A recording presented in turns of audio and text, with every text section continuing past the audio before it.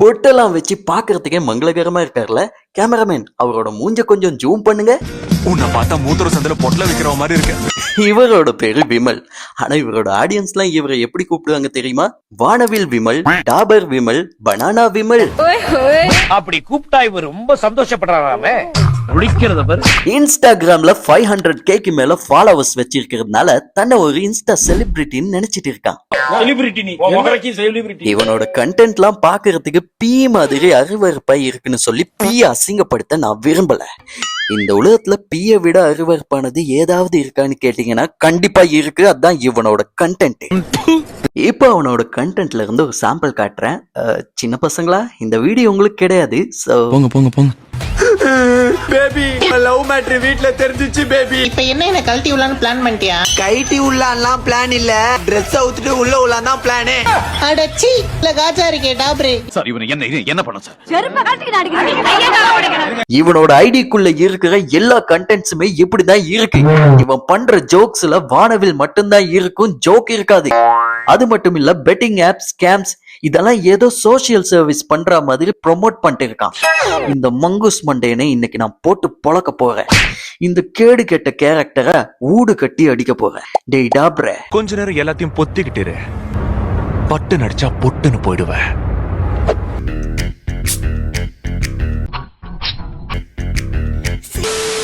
Okay, ஸ்ட்ரெயிட்டா விஷயத்துக்கு போயிடலாம். இவனோட ஐடிக்குள்ள போனோம்னா 18+ கண்டென்ட், நோ கிட்ஸ், ஒன்லி மேஜர்னு போட்டிருக்கான். ஏண்டா 18+ கண்டென்ட் பண்றதுக்கு நீ என்ன ஒன்லி ஃபேன்ஸ் அக்கவுண்டா வச்சிருக்க?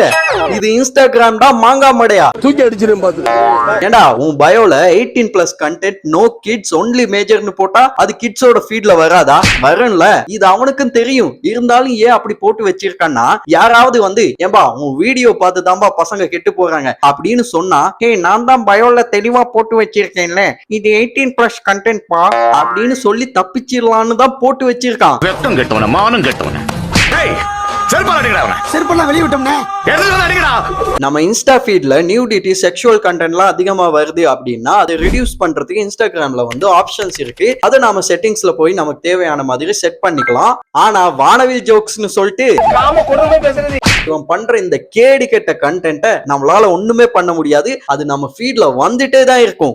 எந்த பயனும் இல்ல. இவனோட ஃபாலோவர்ஸ்ல அதிகமா இருக்கிறது யாருன்னு பார்த்தோம்னா சின்ன சின்ன பசங்களும் டீனேஜர்ஸும் தான். இது அவனுக்கும் தெரியும். இருந்தாலும் அசிங்கமா வீடியோஸ் பண்றான், பெட்டிங் ஆப்ஸ் வந்து ப்ரோமோட் பண்றான். ஆனா இத பத்தி யாரும் ஏன் பேச மாட்டேங்கிறாங்கன்னு தெரியல. சரி, நாம பேசுவோம். செம்ம சீனிக்குது இன்னைக்கு. இவனை பத்தி நான் பேசுறதுக்கு மெயின் ரீசன் என்னன்னா, he is normalizing toxic behavior. சின்ன சின்ன பசங்கலாம் இவனை பார்த்து இன்ஃப்ளூயன்ஸ் ஆயிட்டு இருக்காங்க, கெட்டு போயிட்டு இருக்காங்க. இப்ப நான் இவனோட ஒரு ரீல் ஒன்னு காமிக்கிறேன், அதை கொஞ்சம் பாருங்க. ஏய் மே பனானா சாப்பிடுறா? வேணாம் மச்சான் எனக்கு. ஏய் பனானா எவ்வளவு ஹெல்த் தெரியுமா? அம்மா பவர்ரா பனானா சாப்பிடுறா. நான் யாரும் சொல்லியா சாப்பிட மாட்டேன், நீ சொல்லி நான் சாப்பிடுறேன். சாப்பிடுறா. எவ்வளவு பெரிய பனானா டாப்ரே. எப்படி இருக்கு? காமெடியா இருக்கா இல்ல காரி துப்பனும் போல இருக்கா?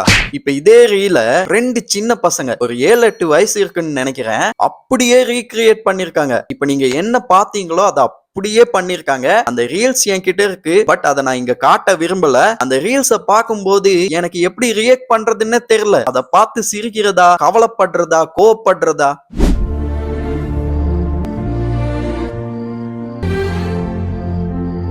நான் சின்ன பையனா இருந்தப்போ எனக்கு தெரிஞ்சு யாருமே இந்த மாதிரி டாக்ஸிக் பிஹேவியர்ஸ்லாம் வந்து என்கரேஜ் பண்ணதும் இல்ல, சப்போர்ட் பண்ணதும் இல்ல. பட் இப்போ இப்படி ஒருத்தன் வந்து இந்த மாதிரி டாக்ஸிக் பிஹேவியர்ஸ்லாம் நார்மலைஸ் பண்ணிட்டு இருக்கான். இத பார்த்து நிறைய சின்ன பசங்க எல்லாம் கெட்டு போயிட்டு இருக்காங்க. அவனோட ஐடிக்குள்ள போய் பாத்தீங்கன்னா இப்ப நீங்க பார்த்ததை விட ரொம்ப அசிங்கமான வீடியோஸ் நிறைய இருக்கும். பட் இதையும் ரசிக்கிறதுக்கும், என்கரேஜ் பண்றதுக்கும், சப்போர்ட் பண்றதுக்கும் இங்க 500,000 people இருக்காங்கன்றத நினைக்கும் போது,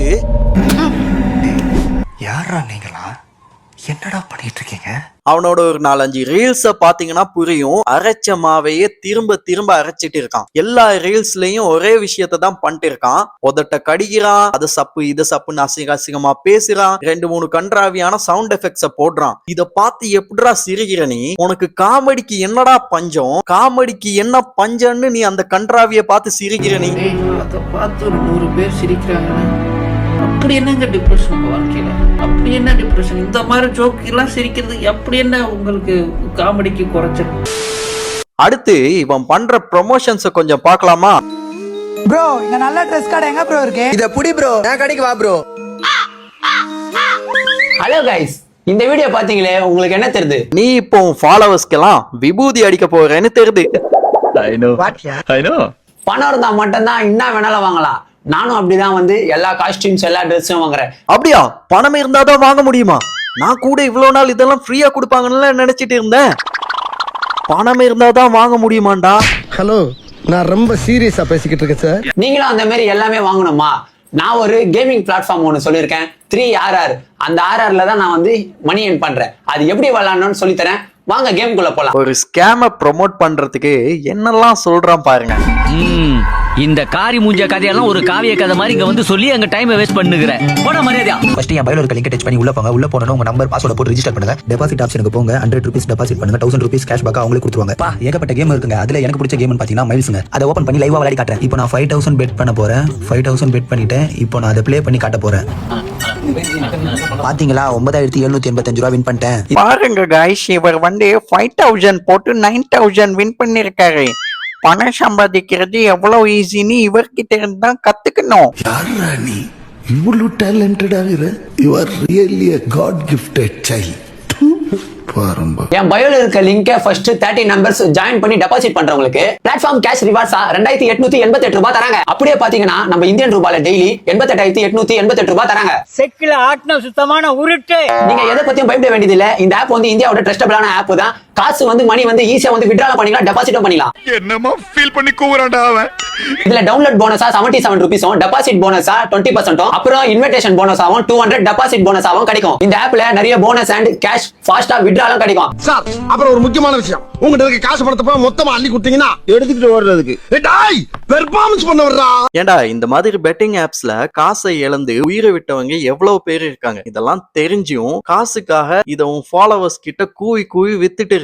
உன் ஃபாலோவர்ஸ்ல சின்ன சின்ன பசங்க, டீனேஜர்ஸ் எல்லாம் இருக்காங்க. ஒருவேளை நீ சொல்றதை கேட்டு ஆசைப்பட்டு அவங்க இதுல காசை போட்டு காசை இழந்துட்டாங்க அப்படின்னா உனக்கு எந்த பிரச்சனையும் கிடையாது. உனக்கு ப்ரோமோட் பண்றதுக்கு காசு கொடுக்குறாங்க. உன் பயோல இருக்கிற லிங்க் கிளிக் பண்ணி யாராவது ஜாயின் பண்ணா அதுக்கு வேறையா கமிஷன் கிடைக்கும். You are so happy. But உன்னோட ஃபாலோவர்ஸ பத்தி கொஞ்சமாச்சு யோசிச்சு பாத்தியா? உனக்கு அக்கறை இருந்தா தானே யோசிச்சு பாக்குறதுக்கு. I don't care.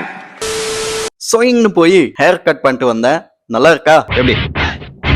நல்லா இருக்கு. நல்லா இருக்கியா? நல்லா இருக்கு. நல்லா தானே இருக்கியா? நல்லா இருக்கு. Okay, back to the topic. இப்பெல்லாம் ஸ்கில்ஸை விட ஃபாலோவர்ஸ் கவுண்ட தான் மதிக்கிறாங்க. நீ என்ன வேணா பண்ணி உன் ஃபாலோவர்ஸை ஏத்து. உன்னை காலேஜுக்கு சீஃப் கெஸ்டா கூப்பிடுவோம், அவார்டு கொடுப்போம், பாராட்டு விழா நடத்துவோம் அப்படின்னு ஒரு கூட்டமே சுத்தின்னு இருக்கு. இந்த மாதிரி ஜந்துக்கள் எல்லாம் கூட்டின்னு வந்து பாராட்டு விழா நடத்தி அவார்ட் எல்லாம் கொடுக்குறாங்க. ஹாய் எல்லாருக்கும் ஃபர்ஸ்ட் ஆஃப் ஆல் ஹாய். எனக்கு எதுக்கு பாராட்டு விழா? நான் அப்படி என்ன செஞ்சிட்டேன்னு கேக்குறேன். என்ன சொல்ல போறேன்னா, எல்லாரும் நல்லா ஹார்ட் ஒர்க் பண்ணுங்க. நானும் கஷ்டப்பட்டு தான் வந்திருக்கிறேன். கஷ்டப்பட்டு வந்தியா? அப்படி இன்னத்த கஷ்டப்பட்ட நீ? ஒரு அசிங்கமான வார்த்தை பேசுனா அது எவ்வளவு கஷ்டம்னு எனக்கு தெரியும். ரோட்ல போகும்போது அதெல்லாம் பார்க்காம இந்த இடத்துல அவார்டு வாங்குறேன்னா, அதாவது அவரு என்ன சொல்ல வர்றாருன்னா, ஒரு அசிங்கமான கண்டென்ட்ட பண்ணிட்டு ரோட்ல போகும்போது எல்லாரும் இவர் மூஞ்ச பார்த்து இவன் மூஞ்சில காரு துப்பணும் போல இருக்கு அப்படின்ற மாதிரி இவரை வந்து அசிங்கமா பாப்பாங்களா? அந்த அசிங்கங்கள், அவமானங்கள் இது எல்லாத்தையும் தாண்டி இந்த இடத்துல இந்த அவார்டை வாங்குறது ரொம்ப பெருமையா இருக்குன்னு சொல்றாரு.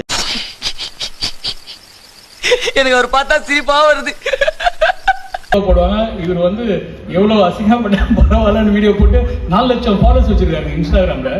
ஒரு வீடியோ பாக்குறேன், ஒரு வீடியோ 12,000 வியூஸ் வந்து போயிருக்கு. அதை அப்ரிஷியேட் பண்ணி அவருக்கு நாங்க விருது கொடுக்குறோம். ஏன்னா மக்களோட டேஸ்ட் தானே. அவன் பண்றது அசிங்கமான கண்டென்ட்னு அவார்டு கொடுக்கறவனுக்கும் தெரிஞ்சிருக்கு, அவார்டு வாங்குற அவனுக்கும் தெரிஞ்சிருக்கு. எல்லாம் அசிங்கம் பிடிச்சவனுங்களா இருக்கானுங்க. கேவலமானவ மாதிரி இருக்குடா. ஐயோ மச்சான், நீ கேவலமானவனடா, ஒரு மாதிரி கன்றாவியானவன்டா. ஏய், உண்மைதான். எப்போ திறமைக்கும் ஃபேமுக்கும் வித்தியாசம் தெரியாம இந்த மாதிரி அவார்ட்லாம் கொடுக்க ஆரம்பிச்சாங்களோ அப்போல இருந்து இந்த மாதிரி நிறைய ஜந்துக்கள் வந்து உருவாயிட்டு இருக்கு. சோ தயவு செஞ்சு திறமை உள்ளவங்களை தேடி இந்த மாதிரி அவார்ட்ஸை கொடுங்க. Choose the people who deserve this. இந்த மாதிரி ஆளுங்களை வந்து அவார்டு கொடுத்து வளர்த்து விடாதீங்க. ஓகே காய்ஸ், இன்னும் ஒரு தரமான சம்பவத்துல வந்து உங்களை சந்திக்கிறேன். அப்ப வரட்டா, பாய்.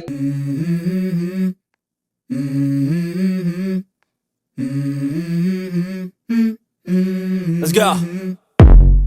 I wake up to a little bit of drool on my pillow, feel like it's gonna be a bad day. Yeah, I'm tired of shit, and the coffee ain't hit yet, damn ain't that great. I don't wanna go to work cause my boss is a jerk and I'm not even that paid.